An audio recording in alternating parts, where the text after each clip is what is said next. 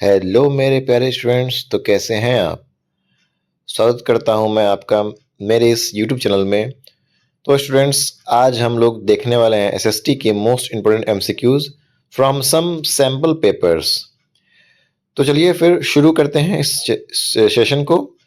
अगर स्टूडेंट्स आपको मेरे कंटेंट अच्छे लग रहे हैं तो ज़रूर से वीडियो को लाइक शेयर ज़रूर करिए और इस वीडियो को आप बहुत ध्यान से देखिए। इसकी प्रीवियस वीडियो भी मैंने बना रखे हैं, जो भी सेट 1 सेट 2 है उसको आप ध्यान से देखिएगा। तो चलिए फिर शुरू करते हैं। क्वेश्चन नंबर 1 क्या बोल रहा है? Match the following attributes of allegory of Germania with its significance and choose the correct option. तो यहाँ पर एट्रीब्यूट्स और कुछ उसके सिग्निफिकेंस दिए हुए हैं, तो आपको करेक्ट ऑप्शन चूज करना है। तो देख पा रहे हो जो ए का है वो फोर्थ मतलब ब्रोकन चिन्स का बीइंग फ्री होगा। ब्रीच्ड प्लेट विथ ईगल, ये आपका स्ट्रेंथ होगा। क्राउन ऑफ ओक लीव्स, ये आपका ब्रीइंग फ्री होगा, सॉरी हीरोइज्म होगा। और जो स्वॉर्ड है ये आपका रेडीनेस टू फाइट होगा। तो पहले क्वेश्चन का जो बी ऑप्शन है वो क्या है, वो करेक्ट है। ए का फोर्थ, बी का 3, सी का 1 और डी का 2। चलिए नेक्स्ट क्वेश्चन पे चलेंगे। क्वेश्चन नंबर 2 क्या बोल रहा है? Which one of the following aspects was common between the writings of B R Ambedkar and E V Ramaswamy Naicker. तो बोल रहा है कि यहाँ पर कौन से ऐसे एक्सपेक्ट्स हैं जो दोनों की राइटिंग्स में कॉमन होंगे। तो वो है ऑप्शन नंबर ए में, road on the caste system in India. तो जो उन्होंने कास्ट सिस्टम के बारे में लिखा है भारत में, वो चीजें दोनों की क्या है, कॉमन है। चलिए क्वेश्चन नंबर 3 पे चलेंगे। Who of the following set up the first iron and steel industry in India. बोला इनमें से कौन ऐसा है जो पहली बार आयरन एंड स्टील इंडस्ट्री को भारत में सेटअप किया है। तो वो है जमशेद जी नसरवान जी टाटा, JRD टाटा। ठीक है स्टूडेंट्स, तो ये आपका ए ऑप्शन जो है वो क्या है, वो करेक्ट है। क्वेश्चन नंबर 4 पे चलेंगे। Arrange the following in chronological order and choose the correct option. बोला है कि इसको आप क्रोनोलॉजिकल ऑर्डर में ऑप्शंस को अरेंज करना है जितने भी दिए हुए हैं।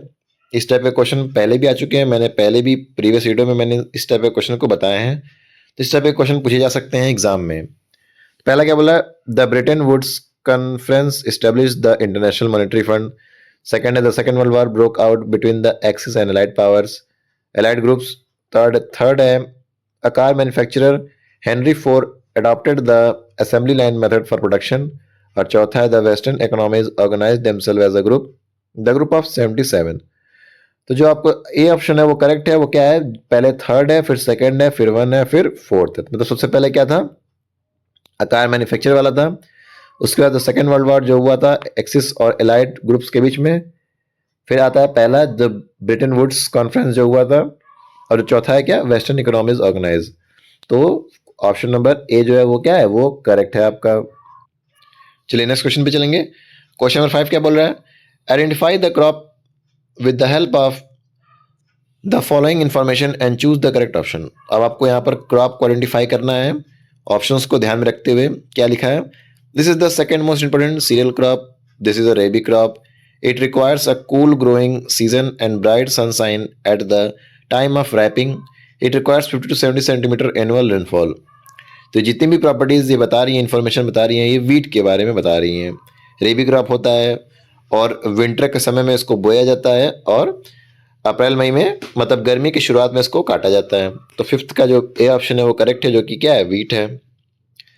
क्वेश्चन नंबर 6 क्या बोल रहा है? In which of the following state Tungabhadra dam is located. तो टंगभद्रा डैम जो है वो आपका किस में लोकेटेड है? कर्नाटका में लोकेटेड है। ठीक है स्टूडेंट्स, जैसे बहुत सारे डैम है, जैसे कि बागरा नंगल डैम, हीराकुड डैम, टेरी डैम, ठीक है, नागार्जुन श्रीसालम डैम, रिहंद डैम, ये सब जितने भी टाइप्स के डैम हैं कहाँ पर लोकेटेड हैं, किस रिवर पे हैं, ये सब आपको पता होना चाहिए। इससे भी सवाल बन जाएंगे। क्वेश्चन नंबर 7 क्या बोल रहे हैं? विच of the following pair is correctly match. बोले यहाँ पे कौन सा ऐसा पेयर जो करेक्टली मैच हो रहा है। तो पहला वाला ऑप्शन ही मैच हो जा रहा है, एलुवियल सॉइल क्या क्या गंगेटिक प्लेन। ठीक है, मतलब गंगेटिक प्लेन एरिया में आपको एलुवियल सॉइल मिल जाएंगे। ठीक है, चलिए ब्लैक सॉइल है तो वो आपका पेनिनसुलर एरिया में मिलेगा, लेटराइट सॉइल जो आपका कोस्टल एरिया में मिलेगा। ठीक है, चलिए क्वेश्चन नंबर 8 पे पहुंचेंगे। विच of the following countries has the highest life expectancy at the birth.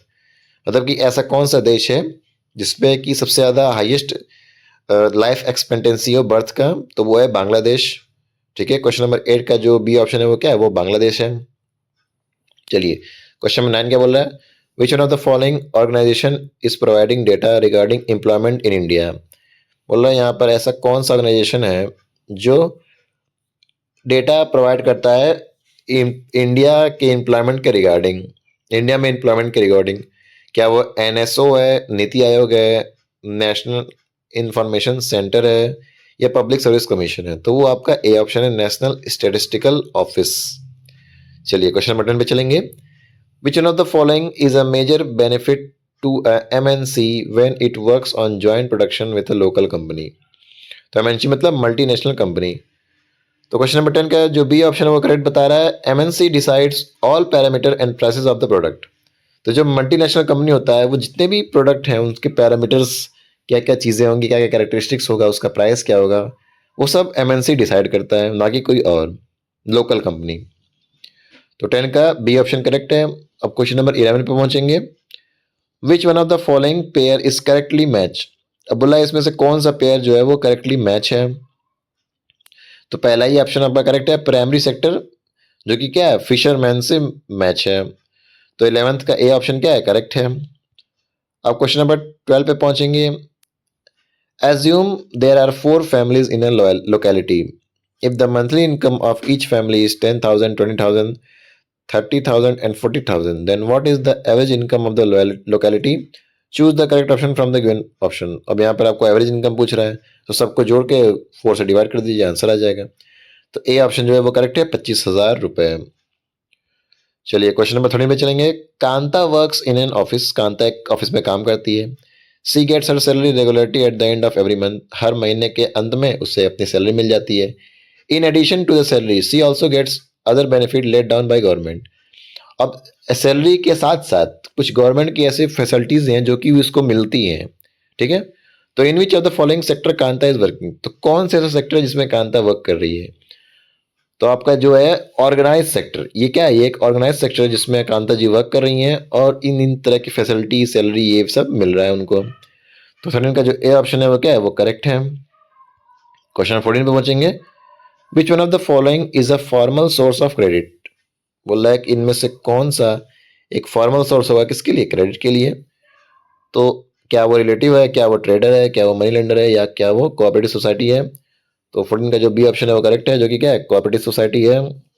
चलिए नेक्स्ट क्वेश्चन पे चलेंगे, question number 15, consider the following statement on power sharing and choose the correct option. Power sharing पे आपको statement को consider करना है। तो students यहाँ पे जो ऑप्शन दिए हुए हैं, it depends democracy, it helps to reduce conflict among social groups, it is a way to ensure political stability और it brings socio economic struggle. तो यहाँ पर कौन सा स्टेटमेंट है जो करेक्ट है, तो वो है आपका पहला, दूसरा और तीसरा। मतलब क्या, it depends on democracy, it helps to reduce conflict among social group, it is a way to ensure political stability. तो स्टूडेंट्स अगर आपको मेरे कंटेंट अच्छा लग रहा हो तो ज़रूर से ज़रूर वीडियो को लाइक सब्सक्राइब करिए, कमेंट करिए। कोई भी परेशानी, कोई भी दिक्कत होती है आप बेफिक्र होकर कमेंट करिए, कोई दिक्कत नहीं है। आपके कमेंट, शेयर, लाइक से हमें मोटिवेशन मिलता है और मैं आपको और अच्छे अच्छे वीडियो इसी तरह से दे सकता हूँ और देता हूँ और आगे भी दूंगा। तो स्टूडेंट्स आप ज़रूर से अपना सपोर्ट दिखाइए, क्योंकि आपकी वजह से ही ये चैनल है। ठीक है, चलिए तब आगे क्वेश्चन पे चलेंगे। क्वेश्चन नंबर 16 क्या बोल रहा है, जो कि असर्शन एंड रीजन है। असर्शन में क्या बोल रहा है, elections are the spirit of democracy. Reason क्या दिया, इलेक्शंस एक्सपेंड पॉलिटिकल पार्टिसिपेशन। जाहिर सी बात है दोनों ही आपके क्या है, सही है। ए और जो असर्शन और रीजन दोनों ही आपके क्या है, ट्रू है। और जो रीजन दिया है वो असर्शन का एकदम करेक्ट एक्सप्लेनेशन है। तो क्वेश्चन नंबर 17 पहुंचेंगे, match column A and column B and choose the correct option. अब कॉलम ए जो कि सब्जेक्ट्स हैं और कॉलम बी जो कि क्या है, लिस्ट और सब्जेक्ट्स हैं। ठीक है, तो मैंने बताया था कि जो फेडरल स्ट्रक्चर है आपका, union list, concurrent list, state list, ठीक है, इन सब पे सवाल अच्छे से पूछ सकता है, तो कैसे भी पूछेगा। मैच द कॉलम में पूछ सकता है, आपका वन वर्ड में पूछ सकता है। ठीक है, तो इसको आपको ध्यान से पढ़ना पड़ेगा। तो क्या लिखा है, फर्स्ट है डिफेंस। तो डिफेंस का किसमें होगा, तो डिफेंस का आप देख रहे हो कि यूनियन लिस्ट में आपका डिफेंस आता है। पुलिस जो है वो किस में आता है, वो आपका स्टेट लिस्ट में आता है। मैरिज किस लिस्ट में आता है? वो कॉन्करेंट लिस्ट में आता है। और कंप्यूटर सॉफ्टवेयर किस में आता है? वो रेजिडेंशियल सब्जेक्ट्स में आता है। तो कौन-कौन सी लिस्ट में कौन-कौन सी चीज़ें आती हैं, ठीक है? चाहे वो डिफेंस हो गया, पुलिस हो गया, आर्मी हो गया, हॉस्पिटल हो गया, बिल्डिंग हो गया, गैम्बलिंग हो गया, ये सब आपको पता होना चाहिए। डिफरेंट टाइप्स ऑफ लिस्ट आपको अच्छे से पढ़ना है। क्वेश्चन नंबर 18 पे चलेंगे।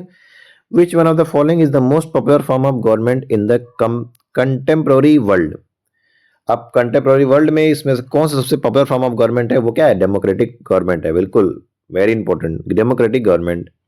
तो क्वेश्चन नंबर 18 का जो डी ऑप्शन है वो क्या है? वो करेक्ट है। चलिए क्वेश्चन नंबर 19 पे चलेंगे। टू स्टेटमेंट्स गिवन बिलो, वही असर्शन रीजन वाला क्वेश्चन फिर से आ गया। असर्शन में क्या बोल रहा है? Women in different parts of the world organise themselves and agitated for equal rights. अब रीजन क्या दिया हुआ है? Women's movement aimed at equality in personal and family life as well. बिल्कुल सही, दोनों ही वर्ड आपके एकदम करेक्ट है और रीजन भी आपका एकदम करेक्टली एक्सप्लेन किया गया है।